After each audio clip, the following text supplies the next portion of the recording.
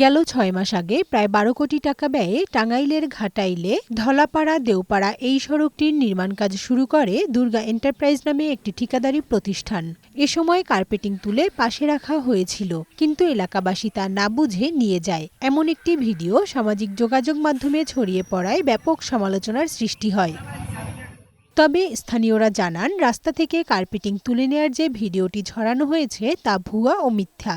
কাজ চলতেছে, ওই কাজটারে সুন্দর করার জন্য ওটা ফেলে দিয়ে আবার নতুন করে করতে, ওটা এমনিতে ফালাতে সেজন্য নিয়ে আগে আছে। ভাইরাল হয়েছে, এটা সম্পূর্ণ মিথ্যা বানোয়াট। সাংবাদিক এখানে না এসে প্রতিবেদন দিচ্ছে, আমরা তীব্র নিন্দা প্রতিবাদ জানাচ্ছি।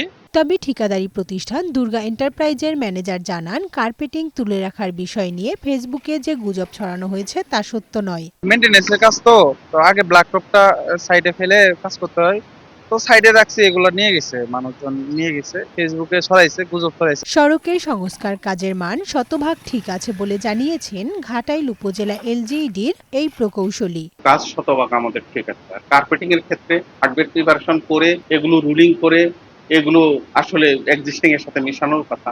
আমরা যতটুকু রাস্তায় পেয়েছি এইগুলো করতেছি, আর কিছু রাতে মানুষ আসলে এগুলো যারা নিচ্ছে তারাও আসলে ভুলভাবে নিচ্ছে। কাজের গুণগত মান, আমাদের চিন্তা ভাবনা যাতে শতভাগ টিকসই সম্পন্ন কাজ হয় সে প্রক্রিয়া আমরা করতেছি। কানিজ নুসরাত, বৈশাখী সংবাদ।